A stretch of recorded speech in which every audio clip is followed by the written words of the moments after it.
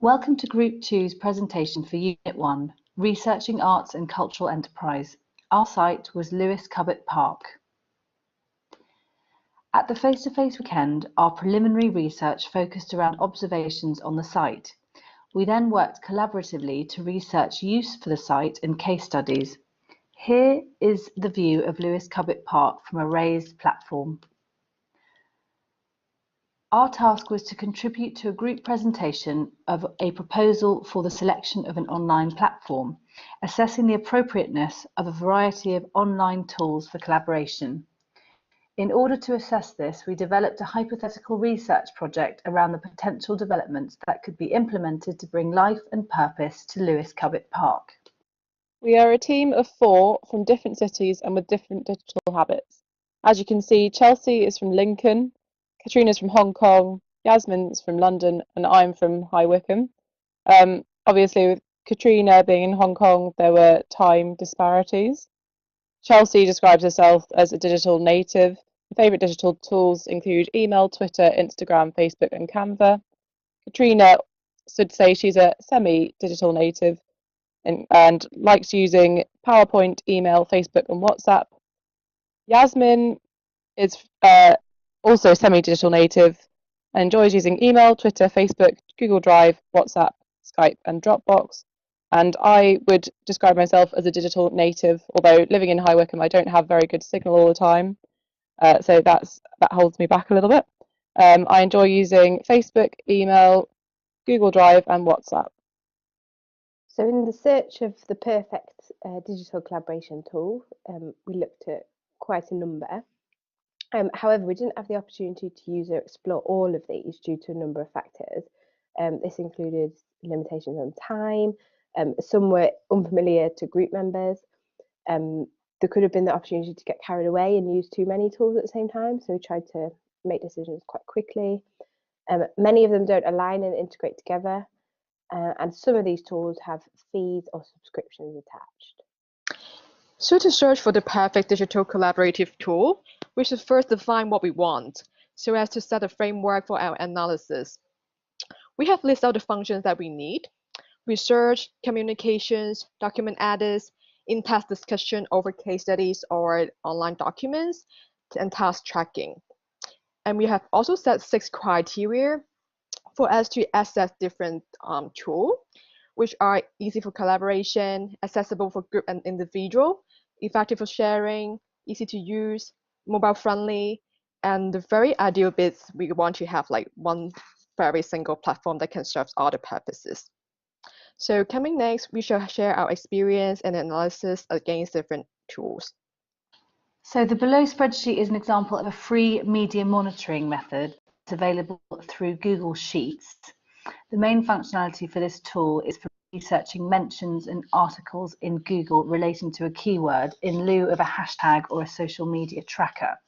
The results are, however, limited, and to receive more, it's necessary to upgrade to a pay-for program. When it came to collaborative tools, we found that email conversations and group work can be frustrating as they're not fast-paced. Not everyone receives notifications to their phones. Pieces of text are generally longer and more difficult to process. Though there is a search function on most apps, threads of emails can be easily interrupted by other threads and junk mail. However, emails are good for the conveyance of large amounts of data or files, sending summative statements, and for sending one-way communications. Emails are accessible for most devices, whether portable or desk-based, and are not as fiddly as some apps. So we also collaborated and communicated through Skype. It's a great tool for conference calling and it allows the entire group to communicate at the same time. This live discussion also allows for collaborative analysis of documents and ideas. However, it doesn't keep a record of the conversation, so always needs to be followed up with an email to ensure there's an accurate record. There is no ability to directly research or edit documents within Skype. Skype was already familiar to some of the group members, so we knew it was fairly easy to learn, intuitive, mobile friendly, and accessible to groups, and effective for sharing verbally. However, there were some barriers in terms of internet connection and other technology problems, and the time difference meant that we had to plan conversations in to fit around everyone's schedule. Another online tool we used was WhatsApp. WhatsApp is a great tool for direct exchange in conversation. The app gives notifications that are difficult to ignore, and you can see when other group members are active, so you know whether you'll get an immediate response. In terms of accessibility, you don't have to log into your app every time you use it. You can easily switch between group and individual conversations, and it's easy to scroll through and find past messages and see what time they were sent. It's also useful to be able to easily distinguish between your messages and other participants, so you can refer back to your comments. As well as this, you can use it whilst on the move without too much trouble, and it has a cool function for chats between two people. So in order to make the presentation, we discussed a number of options, but we identified a tool which would allow live collaboration, and that was Google Slide within Google Docs and Drive. Google's suite of tools is really fantastic for research and integration. So the Explore function within Google Slide allows direct web and image searches that can then be placed into the document. Tasks can't be tracked directly, but slides can be allocated to particular users to edit. And all these document edits can happen simultaneously, and you can actually see who's editing what, and it's really clever like that. So Google Slide is easy to learn and intuitive, as it's really similar functionality to other presentation software like PowerPoint, which we were all already familiar with. And there's some functionality on mobile devices, including an app for iPad. The document is accessible to view from anywhere, as long as you've got your Google Drive account. Communication can also happen through a chat window for making key decisions, which was utilised by us quite a lot. So far the tools we have gone through are not perfect yet. We still have this number 4 function in test discussion and then number 5 test tracking unchecked. And we are still looking for that very perfect tool that can serve other purposes. And so here we go. We have found the perfect one, the Slack. So at first, we just see it as a collaborative forum that can categorize our discussion in a very tidy manner. And it's also got some mobile notification that can notify us what's going on this platform.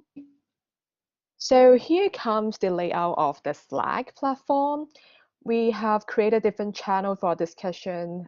We have this case studies, ideas, online tool analysis, presentation, task list. So we just first treated this as a very collaborative live chatting forum thing, until we discovered that we could actually integrate different apps to perfect the experience. We found that it's actually a very perfect tool for us. So first of all, we added the Google Doc into this presentation channel, so we could collaborate on the edits of these documents. And after that, we discovered this task list. So we could actually add different tasks. So say for example, I'll add this to do presentation together at Caroline, Chelsea, Jasmine, and we can set the due date. Let's set it as tomorrow. And very useful bit is like we will receive daily notification and reminder about what are the tasks that is pending and what tasks have been completed. So we found this really useful. And our favorite app actually goes to this app called KeepWise. So when we were doing discussion on this channel, we could only add comments upon others' posts, like this one.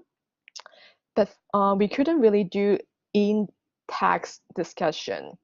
And this KeepWise should solve this problem. So here comes this layout. So we have entered the KeepWise layout. You can see we can actually highlight different points that we want to emphasize to our group mates and add our certain note.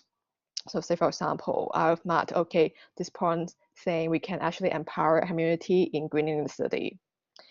But we think that this function greatly enhance the discussion function of Slack, but it would be even better if we can comment on others' remark. And we have already shared this view to the developer. We came to the conclusion that supplementary tools are necessary to enhance most of the tools, including Slack. Despite Slack's user-friendliness in discussion, there is no search engine or database function, so we use the Google family, Google Search, Google Search Scraper, Google Scholar, and then social media to facilitate our research.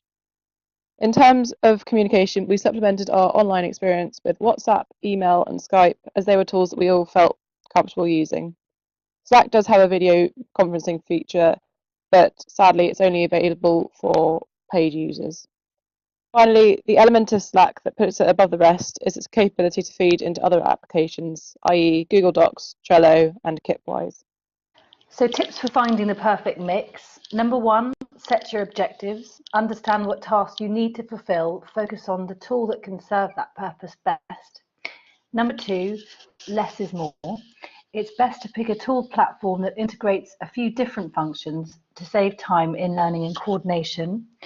And number 3, habit matters. Even though there might be different options available, it's always best to pick a platform that the majority of the group is familiar with.